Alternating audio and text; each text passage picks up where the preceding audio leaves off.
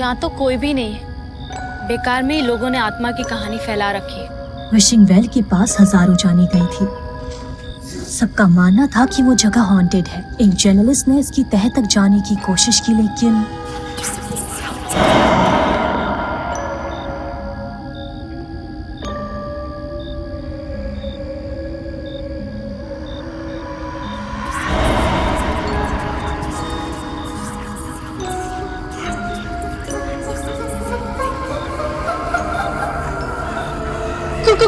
कौन है तुम्हारी? ये रास्ता इतना सुनसान क्यों है?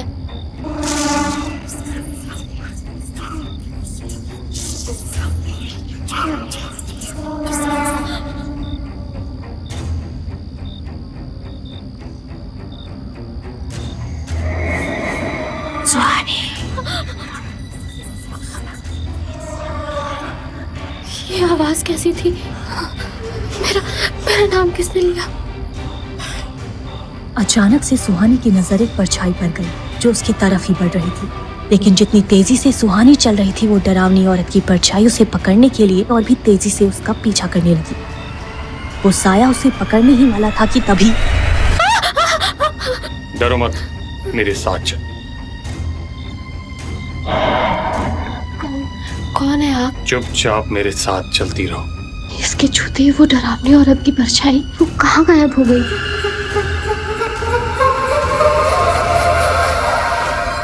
पैदल चलते हुए वो दोनों हॉस्टल के गेट के पास पहुंचते हैं। अंदर जाओ और आगे से रात को बाहर मत निकलना। सुहानी उस लड़के का चेहरा देखना चाहती थी, इसीलिए बेल बजाने के बाद वो उस लड़के का चेहरा देखने के लिए झुकी ही थी कि तभी। कौन हो तुम? और इस वक्त यहाँ क्या कर रही हो? मैम वो जल्दी बोलो, हॉस्टल बंद करने का वक्त हो गया है। मैम सुहानी शर्मा, मैंने सेंट थॉमस कॉलेज में एडमिशन लिया है और मेरे लिए यहाँ रूम भी बुक्ड है। इस वक्त यहाँ अकेले आ गई? नो मैम, मेरे साथ ये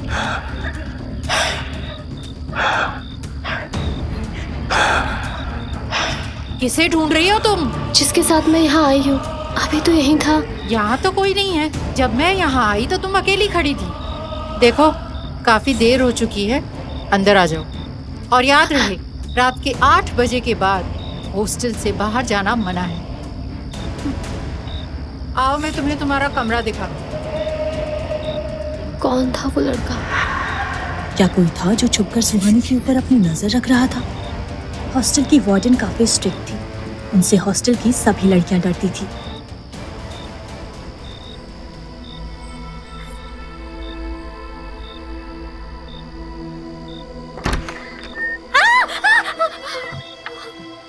तो तुम मेरी नई रूममेट हो। हाय, आई एम निशा। हाय, सुहानी शर्मा। तुम इस वक्त यहाँ आई हो और तुम किस रास्ते से आई हो? पुराने रोड से। और तुम अभी तक जिंदा हो? क्या बात है? तुम ऐसा क्यों कह रही हो? क्योंकि वो बहुत डेंजरस रास्ता है। आज तुम लकी थी, लेकिन हमेशा नहीं होगी। दोबारा रात को कभी उस रास्ते से मत जाना। क्यों? ऐसा क्या है वहाँ? उस रोड के पास एक कुआं है जिसे विशिंग वेल कहते हैं। यहाँ के लोगों का मानना है कि वो जगह हॉन्टेड है। क्या सच में ऐसा है? मुझे नहीं पता, लेकिन लोग ऐसा कहते हैं। पर एक बात तो है कि लगभग रोज सुबह वहाँ किसी न किसी की लाश जरूर मिलती है। यहाँ की पुलिस भी रात को वहाँ जाने से डरती है। क्या तुम्हें भी डर लगता है वहाँ जाने से? दूसरी तरफ पुरानी रोड के पास वाले कुएं पर एक औरत पहुंचती है। उसके एक हाथ में एक छोटा कैमरा और दूसरे हाथ में एक टॉर्च था। ऐसा लग रहा था कि वो कुछ छानबीन करने के लिए वहां आई है।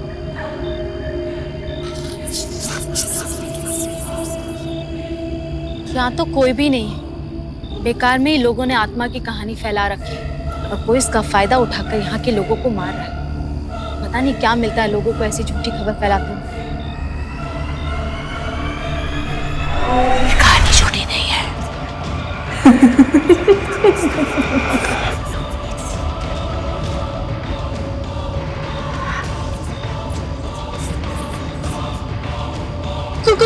कौन है तुम्हारी? डर के कारण सुहानी की नींद टूट जाती है। वो देखती है कि निशा गहरी नींद में सो रही है और खुद से कहती है,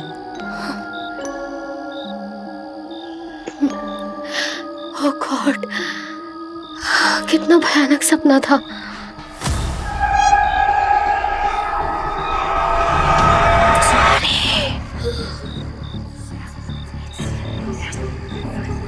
ये आवाज, क्या हो रहा है मेरे साथ? शायद मेरा वहम था। जब सुहानी देखती है कि वो अपने बेड पर ही है, फिर से सो जाती है। अगले दिन सुहानी और निशा तैयार होकर एक साथ ही कॉलेज के लिए निकलते हैं। तभी रिसेप्शन के पास से गुजरते हुए सुहानी और निशा को कुछ सुनाई देता है। मर्डर? हाँ, कल पुराने रोड पर एक और मर्डर हुआ, ठीक उसी विशिंग वेल के सामने, और आज सुबह वहाँ पे उसी लड़की की लाश मिली है। ये मैं क्या सोच रही हूँ? ये इत्तेफाक भी तो हो सकता है। शायद इसी वजह से मुझे वो सपना आया। और वैसे भी निशा ने तो कहा था कि विशिंग वेल के आसपास अक्सर ही लोगों की लाशें मिलती हैं। क्या हुआ? सुना तूने? इधर आ। बाय द वे, आज वहाँ किसकी लाश मिली? ये लाश किसी जर्नलिस्ट की है। वो कल रात को इन्वेस्टिगेशन के लिए पुराने रोड पर गई थी ना। सपने में वो लड़की एक जर्नलिस्ट ही लग रही थी। नहीं, ये सब मेरा वहम है। हिमालय की वादियों में सेंट थॉमस कॉलेज बहुत खूबसूरत जगह पर था। ये कॉलेज हिमाचल प्रदेश का सबसे बड़ा कॉलेज है। यहाँ के स्टूडेंट्स या तो बहुत अमीर होते थे या बहुत इंटेलिजेंट। निशा बहुत अमीर थी और सुहानी इंटेलिजेंट, इसीलिए सुहानी को यहाँ एडमिशन मिल पाया था। वो आगे चलकर एक IAS ऑफिसर बनना चाहती थी। हाय ब्यूटीफुल। विवेक, कहाँ थे तुम? कब से तुम्हारा वेट कर रही हूँ। तुम्हें पता है उस विशिंग वेल के पास कल रात फिर से मौत हो गई किसी की। तो हॉस्टल में बहुत सारी गॉसिप्स चल रही थी, तो लेट हो गया। निशा और विवेक आपस में बातें करने लगते हैं।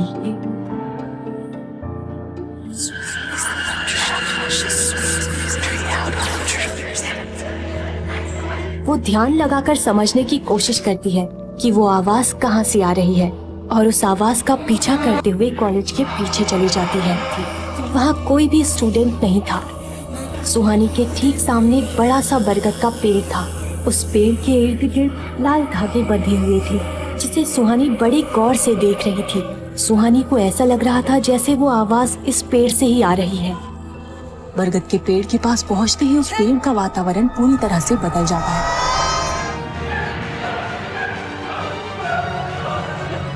निशा के छूते ही सुहानी उसकी तरफ मुड़ती है। ऐसा लग रहा था कि वो अब तक होश में नहीं थी। पेड़ के आसपास का माहौल फिर से नॉर्मल हो जाता है। तुम इधर उधर क्या देख रही हो? और तुम यहाँ क्या कर रही हो? सुहानी कोई जवाब नहीं दे पाती है, क्योंकि उसे खुद कुछ समझ नहीं आ रहा था कि वो वहाँ कैसे पहुँच गई। तुम्हें यहाँ नहीं आना चाहिए। यहाँ स्टूडेंट्स का आना मना है। ये पेड़ हॉन्टेड है। हॉन्टेड? कुछ महीने पहले इस पेड़ पर एक लड़की ने फांसी लगाकर सुसाइड कर लिया था। इसलिए कॉलेज मैनेजमेंट ने इसे तांत्रिक से बंधवा दिया, और इस तरफ हमारा आना मना है। किसकी लाश? कौन थी वो लड़की? निशा, बोलो कौन थी वो लड़की? छोड़ो ये सब, चलो यहाँ से। अच्छा, उसका नाम? निशा, उस लड़की का नाम क्या था? सुहानी, मुझे नहीं पता। छोड़ो ना ये सब, मुझे तुम्हें किसी से मिलवाना है। सुहानी और निशा के जाते ही उस जगह का माहौल फिर से बदल जाता है, और जोरों से किसी के हंसने की आवाज वहाँ गूंजने लगती है। Vivek, meet my roommate Suhani, and Suhani, meet my boyfriend Vivek. Hi Suhani, nice to meet you. आज कॉलेज में हर जगह कल रात हुए हादसे की बात हो रही थी। वो जर्नलिस्ट कॉलेज भी आई थी ना? हाँ, और वो विशिंग वेल के बारे में कुछ पूछ रही थी। निशा, उस कुएं को विशिंग वेल क्यों कहते हैं? तुम्हें पता नहीं है क्या? चलो मैं बताता हूँ। यहाँ के लोग मानते हैं कि उस कुएं के पास जाकर जो कुछ भी मांगो वो तुम्हें मिल जाता है। मिल तो जाता है, लेकिन उसके बदले में कुछ ऐसा छीन लिया जाता है जो तुम्हें बहुत प्यारा होता है। कहते हैं वहाँ सालों से एक आत्मा रहती है जो लोगों की विशेस पूरी करती है। पता नहीं विशेस पूरी होती है या नहीं, लेकिन कम से कम शिमला के लोग तो बिल्कुल नहीं जाते। सुहानी को ये कहानी काफी दिलचस्प लग रही थी। वो इस बारे में और भी जानना चाहती थी, लेकिन निशा उसे क्लास में चलने के लिए कहती है। सुहानी, निशा और विवेक एक साथ क्लास की तरफ बढ़ जाते हैं। तभी एक लग्जरी कार कॉलेज कैंपस में आकर रुकती है। उस कार के वहां आते ही कॉलेज कैंपस में बिल्कुल खामोशी छा जाती है। जब कार का दरवाजा खुलता है तो उसके अंदर से एक बहुत खूबसूरत औरत बाहर आती है।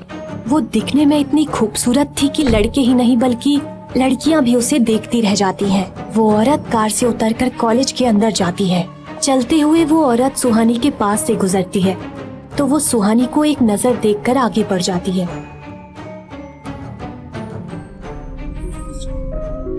सुहानी ये सोचकर परेशान हो रही थी कि कॉलेज की ट्रस्टी पद्मिनी सिंघानिया, जिन्हें वो आज पहली बार मिली है, वो उसे अजीब तरह से घूर क्यों रही थी।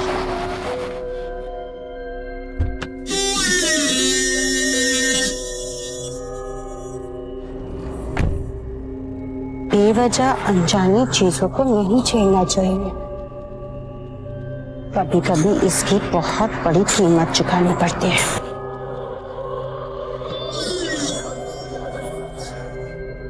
ये अभी अभी क्या बकवास करके गई? वही तो मैं सोच रही हूँ। छोड़ चल। रात के 3 बजे थे। शहर में हर तरफ खामोशी थी। उसी बीच पुरानी रोड में एक लड़का बड़ी तेजी से चल रहा था और ये वही लड़का था जिसने सुहानी को साए से बचाया था।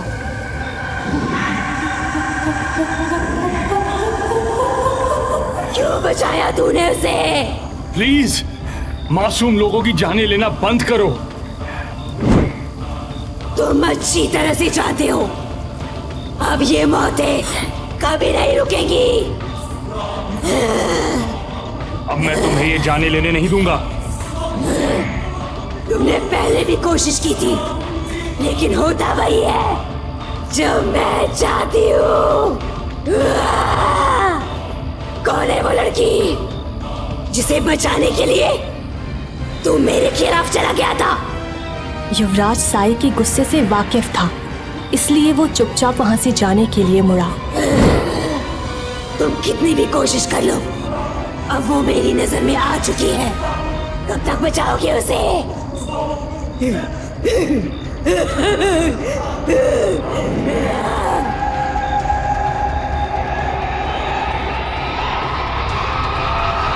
मेरी मदद करो, मुझे बचाओ यहाँ से। मेरी मदद करो।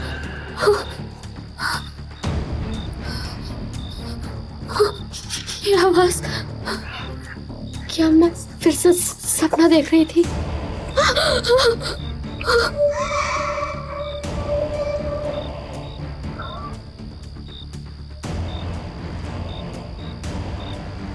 सुहानी। वो आवाज सुनकर सुहानी वहीं फ्रीज हो जाती है। अगले ही पल वो आवाज दरवाजे की तरफ से आती है तो सुहानी दरवाजे की तरफ मुड़ती और आगे बढ़ने लगती है।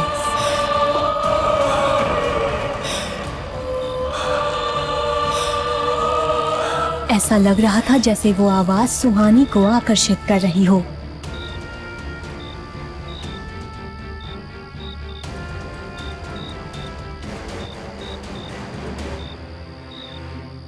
किसी के छूते ही सुहानी होश में आ जाती है और हैरानी से अपने आसपास देखने लगती है। उसे समझ नहीं आ रहा था कि वो यहाँ कैसे आ गई। इतनी रात को कहाँ जा रही थी? मैम, वो तुम लड़कियों को समझ नहीं आता क्या? मैं कहीं नहीं जा रही थी। वो एक आवाज आई और सुहानी की ऐसी हालत देखकर वार्डन के चेहरे के भाव बदल जाते हैं। पता नहीं मेरे साथ क्या हो रहा है। ठीक है, तुम जाओ अपने कमरे में जाकर सो जाओ।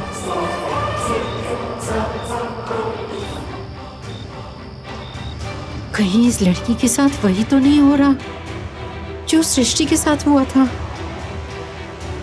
कहीं इस लड़की का अंजाम वही तो नहीं होगा जो सृष्टि का हुआ था?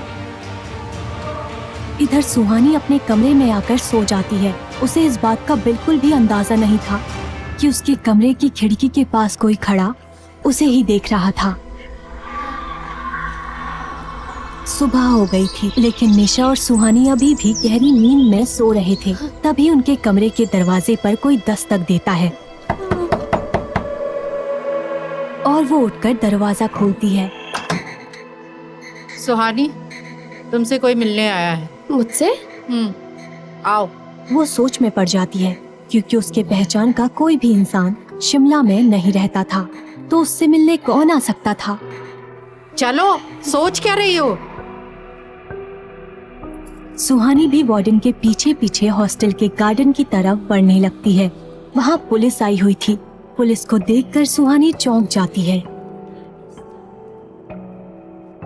सुहानी शर्मा आपका नाम है? Yes sir. कल रात पुराने रोड के पास हमें एक लाश मिली थी और क्राइम लोकेशन के पास हमें ये आईडी कार्ड मिला है। चेक कीजिए, आप ही का है ना? अगर ये आपका है तो वहां पहुंचा कैसे? एक बात बताइए, परसों रात आप कहाँ थी? इंस्पेक्टर की आंखों में सुहानी के लिए शक था, लेकिन वो खुद को संभालते हुए कहती है, परसों रात में उस पुराने रोड से आई थी। शायद तभी आईडी कार्ड वहाँ गिर गया होगा, लेकिन परसों रात में 9:30 बजे हॉस्टल में ही थी। आप चाहे तो मेरी वार्डन मैम से पूछ लीजिए। जी सर, परसों रात 9:30 बजे से ये हॉस्टल में ही थी। परसों रात जब आप आ रही थी तो रास्ते में कुछ अजीब सा नोटिस किया?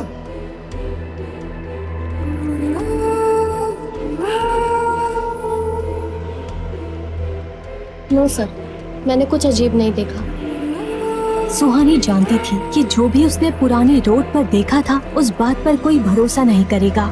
ठीक है, आप जा सकती हैं। Thank you sir. इसलिए सुहानी वो बातें पुलिस से शेयर नहीं करती। इस लड़की पर नजर रखना, कहाँ जाती है, किससे मिलती है, क्या करती है, ये सारा रिकॉर्ड मुझे चाहिए। कुछ देर बाद सुहानी निशा के साथ कॉलेज चली जाती है। तभी कार से एक हैंडसम लड़का बाहर निकलता है। उसकी पर्सनैलिटी बहुत शानदार थी। पूरे कॉलेज की नजर उस लड़के पर जाकर रुक जाती है।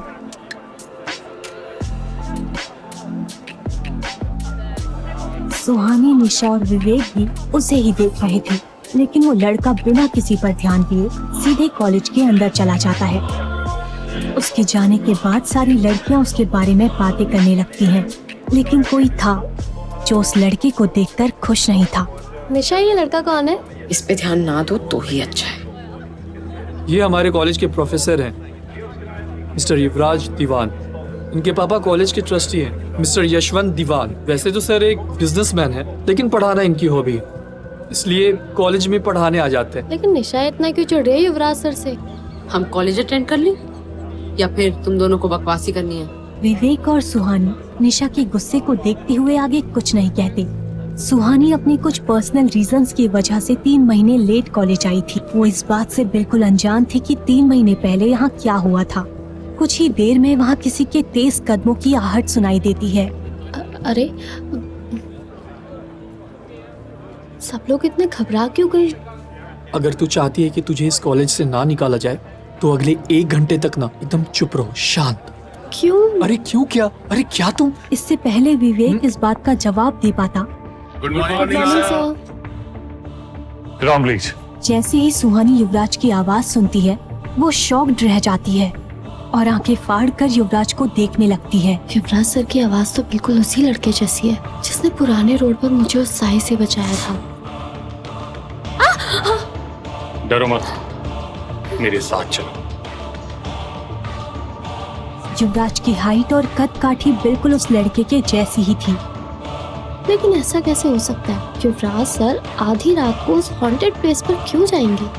सुहानी यही सब सोच रही थी कि तभी युवराज स्ट्रिक्टली कहता है,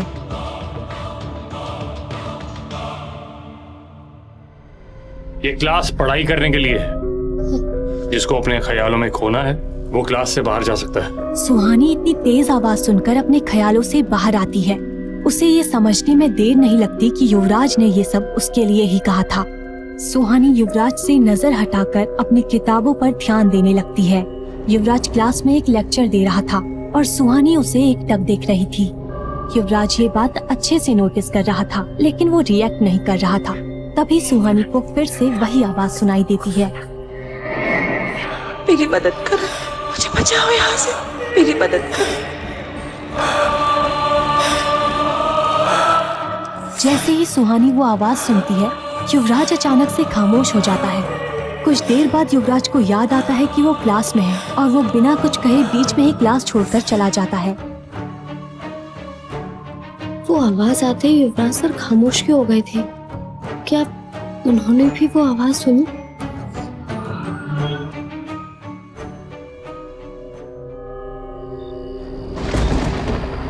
क्या हुआ निशा, तेरा सुबह से इतना मूड ऑफ क्यों है?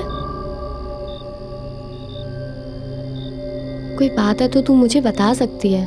वो युवराज दीवान, जब भी उसे देखती हूँ ना मेरा खून खौल उठता है। चला क्यों नहीं जाता वो कॉलेज से? यार ये युवराज सर की स्टोरी क्या है और तू उनसे इतना गुस्सा क्यों रहती है? सुहानी, तुमसे पहले मेरे रूम में एक लड़की रहती थी जिसका नाम सृष्टि था और वो मर चुकी है, बल्कि वो युवराज दीवान है। सुहानी यही सब सोच रही थी कि तभी उसकी नजर अपने कमरे की खिड़की पर जाती है। एक पल के लिए उसे ऐसा लगता है जैसे कोई खिड़की के बाहर उसे देख रहा था।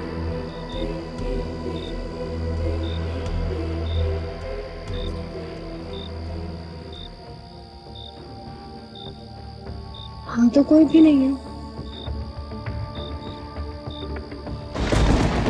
रात के 3 बज रहे थे। पूरे शहर में अंधेरा और सन्नाटा छाया हुआ था। पहाड़ी पर बना सेंट थॉमस कॉलेज बहुत ही डरावना दिख रहा था।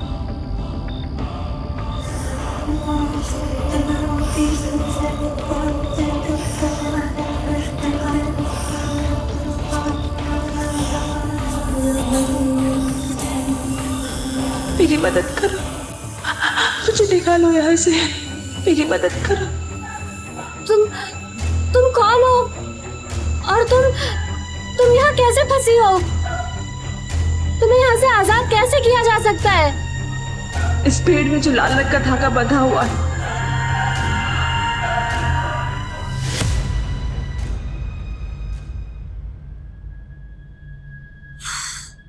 ओह गॉड, फिर से एक सपना।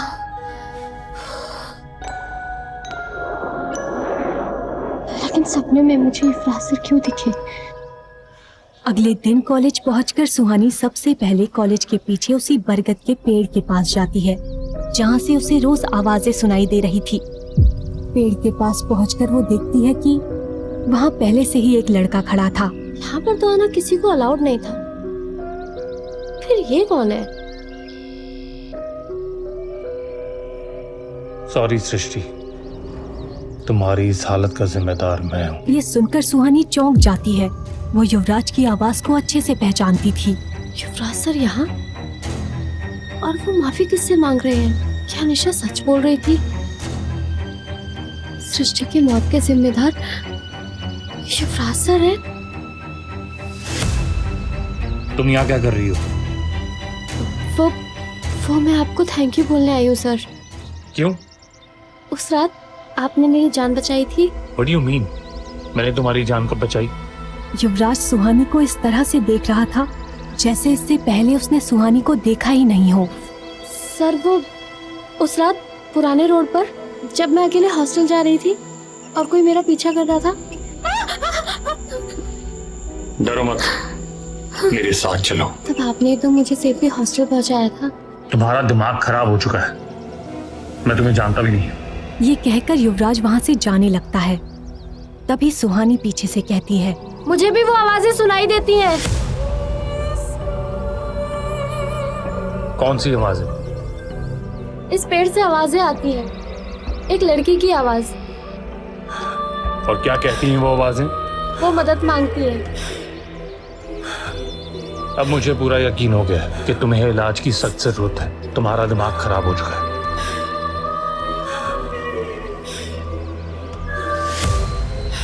युवराज जानता था कि सुहानी सच कह रही है, लेकिन वो सुहानी के सामने ये एक्सेप्ट नहीं करना चाहता था कि उसे भी वो आवाजें सुनाई देती हैं और सुहानी को उस रात बचाने वाला भी युवराज ही था। एक बहुत बड़ी वजह थी कि युवराज खुद को हमेशा दूसरों से दूर रखता था। वो वजह क्या थी, ये केवल युवराज ही जानता था। कल रात मुझे सपने में युवराज सर क्यों दिखे? आज भी वो उस बरगद के पेड़ के पास सृष्टि से कुछ तो कह रहे थे। कहीं ऐसा तो नहीं युवराज सर सृष्टि के बारे में कुछ ऐसा जानते हैं जिसे वो सबसे छुपा रहे हैं। शायद विवेक को कुछ पता होगा। हाय हाय। एक्चुअली ना मुझे तुमसे कुछ बात करनी थी। पूछो ना, क्या पूछना? युवराज सर और सृष्टि, इनकी क्या स्टोरी है? कोई युवराज सर में कुछ ज्यादा ही इंटरेस्टेड लग रहा है। अच्छा ठीक है, गुस्सा मत हो, मैं बताता हूँ। तो सुहानी, बात ना करीब 3 महीने पहले की है। 3 महीने पहले निशा और मैंने इस कॉलेज में एडमिशन लिया था।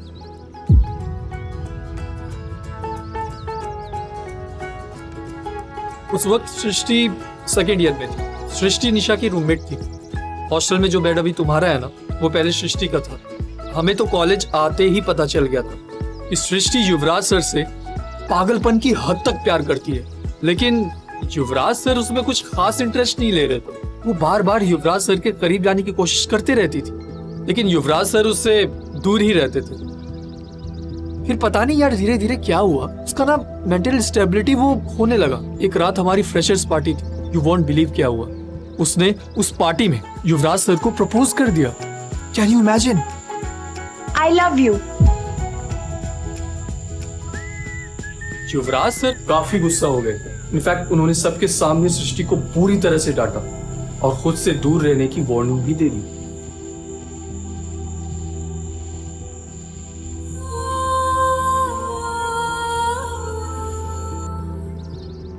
शायद उस इंसिडेंट के बाद सृष्टि कुछ परेशान रहने लगी थी।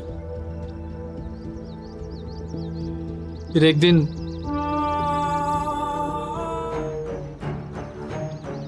सृष्टि निशा की रूममेट थी और उससे काफी अटैच थी, and that's why she hates Yuvraj sir. तो तुम्हें क्या लगता है इन सब में युवराज सर की गलती थी? सुहानी देखो, निशा को कुछ बोलना मत, लेकिन मुझे तो नहीं लगता कि युवराज सर की कुछ भी गलती है। यार वो लड़की उनके पीछे ही पड़ गई थी। आफ्टर ऑल वो हमारे कॉलेज के प्रोफेसर है कि नहीं, उनकी भी एक रेपुटेशन है। हाँ मैं मानता हूँ कि उन्हें पार्टी में इस तरह से उसको डांटना नहीं चाहिए था, लेकिन तुम्हारे लिए मेरे पास एक सुपर्ब एडवाइस है। एडवाइस कैसी? देखो आई नो युवराज सर काफी हैंडसम है, गुड लुकिंग है, चार्मिंग है, लेकिन तुम ना उनके चक्कर में मत पड़ना। तुम्हारी वहाँ कोई भी दाल नहीं गलने वाली, लिख के ले लो। क्या हो रहा है यहाँ? हाँ मेरे पीठ के पीछे? अरे बेबी कैसी हो? मैं सुहानी को अपना लेटेस्ट जोक सुना रहा था। विवेक ने जो कुछ बताया था उसे सुनकर सुहानी की अनजाने में ही सही, लेकिन युवराज की ओर दिलचस्पी बढ़ने लगी थी। अब ना चाहते हुए भी हर वक्त सुहानी के दिमाग में युवराज का ही ख्याल रहने लगा, लेकिन वो जितना युवराज के करीब जाने की कोशिश करती वो उससे उतनी ही दूरी बढ़ा लेता था। ऐसे ही 1 महीना बीत गया। अब सुहानी युवराज को और बेहतर जानने लगी थी, लेकिन युवराज था जो किसी भी लड़की को भाव नहीं देता था, सुहानी को भी नहीं।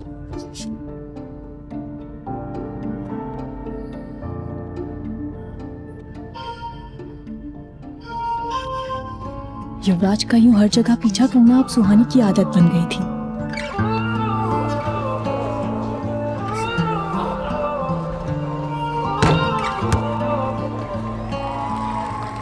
लेकिन शायद युवराज को पता था कि सुहानी उससे सृष्टि की रहस्यमय मौत के बारे में ही सवाल करेगी, जिसका जवाब देना उसके लिए मुश्किल हो जाएगा। लेकिन सुहानी के लिए इसका जवाब जानना बहुत जरूरी था, क्योंकि हर एक रात सुहानी को उस बरगद के पेड़ के ही सपने आते थे और वो डर कर उठ जाती थी। उसके सपने बीच में ही टूटने लगे थे।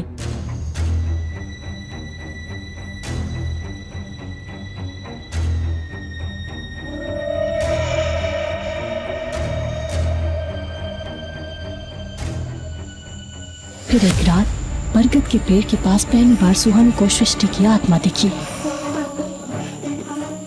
सृष्टि, क्या ये तुम हो? हाँ मैं सृष्टि। तुम्हारी ये हालत किसने की? मेरी ये हालत उस साये ने की है। किस साये ने? उस विशिंग वेल की साये ने, जो रास्ते पे लोगों का शिकार करती है। वो सारी कहानियां सच्ची हैं। तुम्हारी मौत का भी कारण वो ही साया है। हाँ लेकिन उसने तुम्हारे साथ ऐसा क्यों किया? मैं तुम्हारी मदद कैसे कर सकती हूँ? मुझे तांत्रिक विद्या से यहाँ बांधा गया है, इसीलिए मुझे मुक्ति नहीं मिल रही है। इस पेड़ में जो लाल रंग का धागा बंधा हुआ है, तो उसे कल पूर्णिमा की रात को 12 बजे तुम्हें खोलना पड़ेगा, तभी मुझे मुक्ति मिलेगी। वो साया तुम्हें ऐसा करने से रोकने की कोशिश करेगी। लेकिन उस साई ने तुम्हें यहाँ क्यों बांध के रखा है?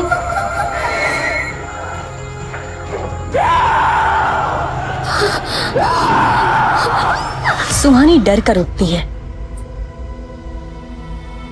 वो देखती है कि निशा गहरी नींद में सो रही है। डरावने सपनों के कारण सुहानी रोज रात को परेशान होने लगी थी।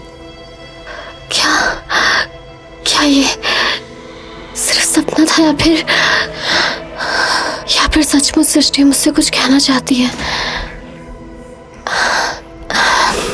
नहीं, आजकल ना मैं कुछ ज्यादा सोच रही हूँ। एक काम करती हूँ, बरगद के पेड़ के पास जाकर फिर से देखती हूँ, शायद कुछ पता चल जाए। अगले दिन कॉलेज पहुंचते ही सुहानी फिर से उस बरगद के पेड़ के पास चली जाती है। युवराज आज भी वहीं खड़ा होकर उस पेड़ की तरफ ही देख रहा था। सुहानी को समझ नहीं आ रहा था कि युवराज उस पेड़ के पास क्यों आता है, लेकिन सृष्टि की मौत की गुत्थी सुलझाने के लिए सुहानी का युवराज से बात करना बहुत जरूरी था, क्योंकि सुहानी के अलावा एक वही था जो सृष्टि को सुन सकता था। Good morning sir.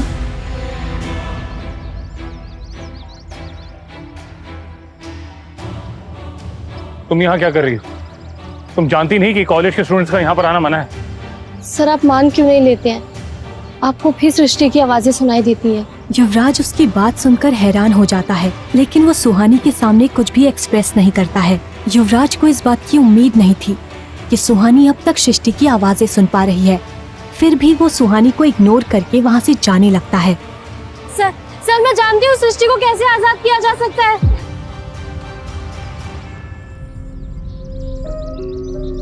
क्या जानती है इस बारे में?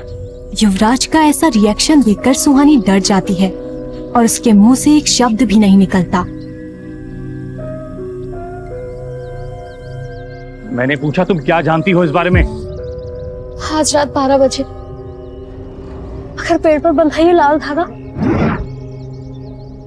इसे खोल देंगे तो सृष्टि हमेशा हमेशा के लिए आजाद हो जाएगी। ये सुनते ही युवराज के होश उड़ जाते हैं और वो खामोश हो जाता है।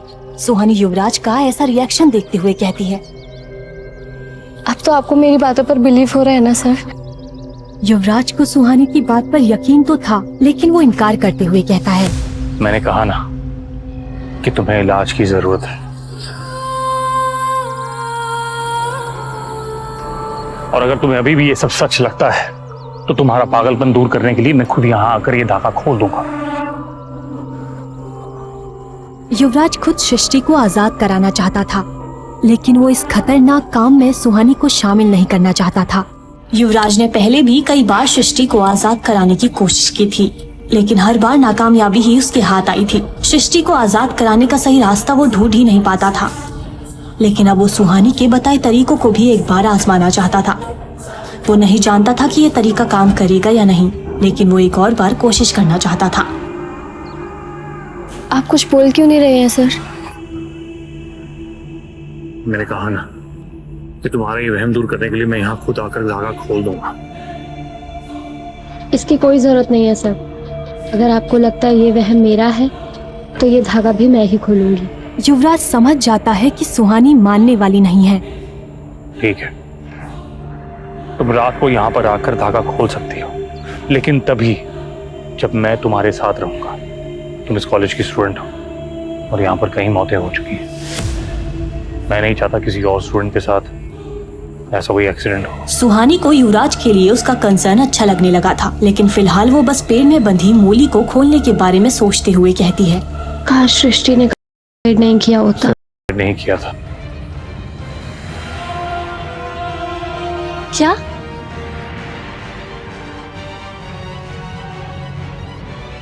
कुछ नहीं। फिर सुहानी वहाँ से चली जाती है, लेकिन युवराज वहीं रुककर उस पेड़ पर बंधे लाल धागे को देखने लगता है। सुहानी को सृष्टि की आवाजें कैसे सुनाई देती हैं? शाम के वक्त क्लास खत्म होने के बाद सुहानी और निशा वापस हॉस्टल की तरफ जा रहे थे। वो दोनों रोड पर ही चल रहे थे। तभी निशा किसी को देखकर रुक जाती है। क्या हुआ, अचानक से रुक क्यों गई? सवाल बंद करो, मेरे पीछे पीछे आ। Excuse me miss, excuse me. वो लगभग 35 साल की एक औरत थी और देखने में वो कोई जर्नलिस्ट लग रही थी। मैम आप वही जर्नलिस्ट हो ना जो सृष्टि केस को कवर करने हमारे कॉलेज आए थे?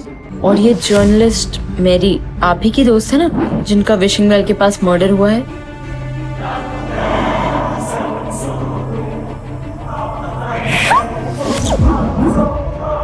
ओह sorry, my name is Nisha और ये है सुहानी।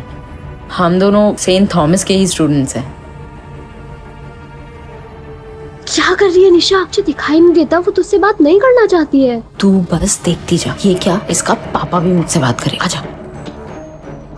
मैम मुझे सृष्टि केस के बारे में आपसे बात करनी है। निशा के ऐसा कहते ही वो लेडी पैदल ही आगे बढ़ने लगती है। ऐसा लग रहा था जैसे वो बस निशा से दूर जाना चाहती हो। मैम सृष्टि मेरी रूममेट और उसके बारे में मुझे आपसे बात करनी है। और वो जर्नलिस्ट आपकी दोस्त जिनका विशिंग वेल के पास मर्डर हुआ है, उसकी इन्वेस्टिगेशन में मैं आपकी मदद कर सकती हूँ। तुम मेरी क्या मदद कर सकती हो? निशा उस जर्नलिस्ट से सृष्टि की मौत के बारे में इंफॉर्मेशन चाहती थी। निशा सोच ही रही थी कि वो क्या कहे, तभी उसकी नजर सुहानी पर पड़ती है और उसे एक आइडिया आता है। जिस रात मेरी का मर्डर हुआ था, उस रात उस रास्ते से गुजरने वाला आखिरी इंसान सुहानी थी और सुहानी ने वहां कुछ अजीब देखा था, है ना सुहानी? बता। ये पागल हो गई है क्या? कुछ भी बोल रही है। क्या सच में तुम मैरी के मर्डर के बारे में कुछ जानती हो? तो हम आपको सब कुछ बताएंगे, लेकिन पहले आपको मुझे बताना होगा सृष्टि के पीछे कौन रिस्पॉन्सिबल है। सृष्टि ने सुसाइड नहीं किया था, उसका मर्डर हुआ था।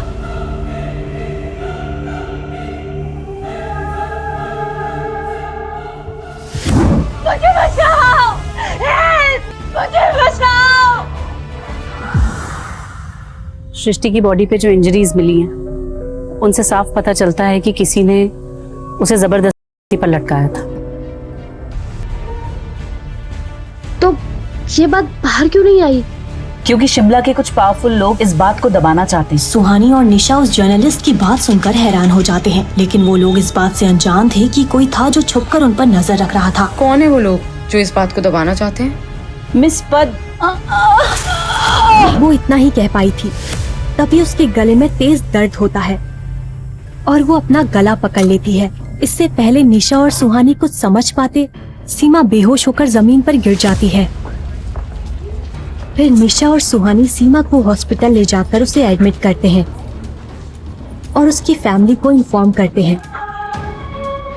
थोड़ी देर बाद सीमा की माँ हॉस्पिटल आती है। निशा उनको सारी बातें बताती है, लेकिन डॉक्टर के बाहर आते ही वो तीनों डॉक्टर से सीमा के बारे में पूछते हैं। सुहानी उसका नाम जानना चाहती थी, जो सीमा कहते कहते रुक गई थी, लेकिन डॉक्टर समझाते हुए कहते हैं कि सीमा से फिलहाल कोई भी ऐसा सवाल ना पूछा जाए जिससे उसे कोई स्ट्रेस हो। ये सुनकर निशा और सुहानी इसके आगे कोई भी सवाल नहीं करते और वो दोनों हॉस्टल के लिए निकल जाते हैं। रात के 9 बज रहे थे। चारों तरफ अंधेरा और सन्नाटा था कि तभी सुहानी के पीछे कुछ हरकत हुई। सुहानी के चेहरे पर डर साफ झलक रहा था। यार निशा, तुझे कुछ महसूस हो रहा है क्या? हाँ बहुत ठंड लग रही है और भूख तो उससे भी ज्यादा लग रही है। वो नहीं इडियट, मतलब किसी के आसपास होने का एहसास। लो मैडम को यहाँ पे भी भूत दिखने लगे। सुहानी मैं क्या सोच रही थी ना, आज इस आत्मा को दिख जाने दे, फिर हम ना इसका ऑटोग्राफ लेके सारे शहर में उनकी कॉपियां बेचेंगे। सोच हम कितने अमीर हो जाएंगे। साय के चिल्लाते ही सुहानी और निशा गिर जाते हैं। निशा बेहोश हो जाती है।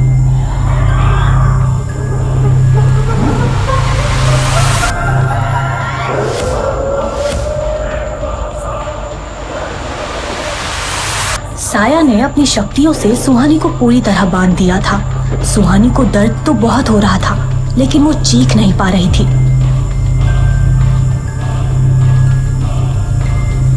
ऐसा लग रहा था कि वो साया सुहानी की जान लेकर ही छोड़ेगी। सुहानी का दर्द बढ़ता ही जा रहा था।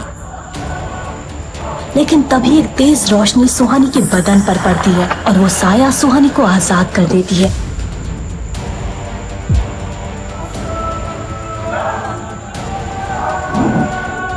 तुम ठीक हो? सर वो साया। हाँ मैंने देखा। तुम ऐसे ही लेटी रहोगी या उठोगी भी? युवराज का यूं बार बार उसे बचाना सुहानी को अच्छा लगने लगा था।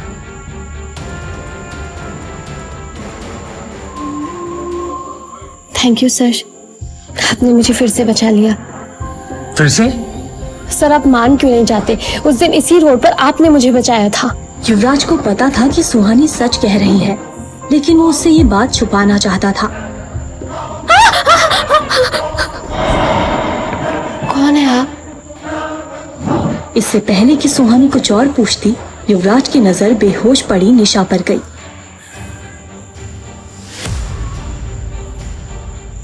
इसकी सांसें धीमी हो रही हैं। इसे बचाने का एक ही तरीका है।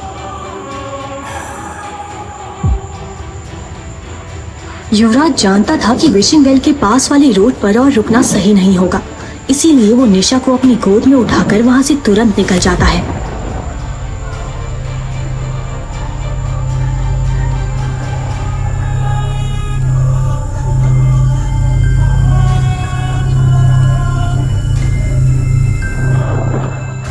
फिर वो कार को हॉस्टल की तरफ बढ़ा देता है। युवराज खामोशी से ड्राइव कर रहा था और सुहानी फ्रंट सीट पर बैठी हुई थी। सुहानी बीच बीच में तिरछी नजरों से युवराज को देख रही थी। ये बात युवराज भी नोटिस कर रहा था। आज पूर्णिमा की रात है, सृष्टि को आजाद करने के लिए बरगद के पेड़ के पास जाना ही होगा। आज हमें वो धागा खोलना है। मुझे याद है। युवराज का जवाब आता है। फिर वो कुछ देर रुककर आगे कहता है, मुझे अभी भी लगता है कि तुम्हें वहां नहीं जाना चाहिए। मैं वहां खुद जाकर धागा खोल दूंगा। नहीं, मैं भी साथ जाऊंगी। क्या युवराज और सुहानी सृष्टि को आजाद कराने में होंगे सफल, या फिर उनके साथ होने वाली है कोई अनहोनी? क्या सीमा को कुछ ऐसा पता था जिससे सारे राज खुलने वाले थे?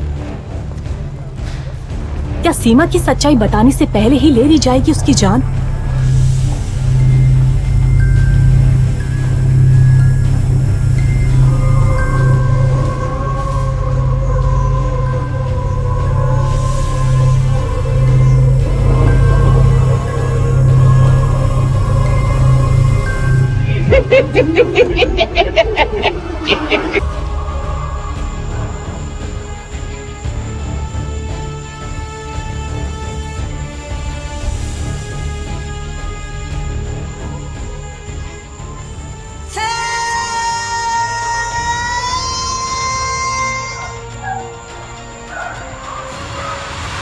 क्या सुहानी और युवराज पेड़ पर बंधे लाल धागे को खोलने के बाद सृष्टि को बचा पाएंगे, या फिर उस साए के चक्रव्यूह में पूरी तरह फंस जाएंगे? आगे की कहानी जानने के लिए देखें अगला एपिसोड सिर्फ पॉकेट FM के YouTube चैनल पर, और साया अ कर्स्ड लव स्टोरी के सारे एपिसोड्स को सुनने के लिए डिस्क्रिप्शन में दी लिंक से डाउनलोड करें पॉकेट FM ऐप।